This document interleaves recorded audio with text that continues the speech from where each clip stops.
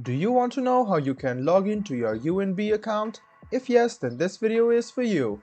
Hello and welcome to One2Step. It's your host back again with yet another interesting tutorial video. In this video, I'm going to teach you how you can log into your UNB account. Go ahead and open your Chrome or Edge browser and in the Google search bar, search for UNB login.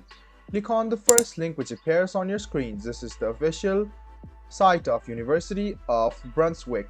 Go ahead and click My UNB Internet and it will take you to this login portal where you can write down your email address, press next, wait for a while and then continue with your password.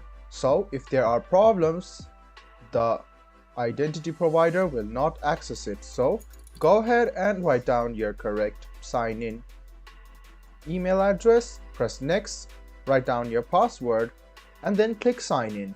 This way you can sign in to your UNB account. In case you have forgotten your password, click on this link over here, and if you want to activate your UNB IT services, this is the link for you.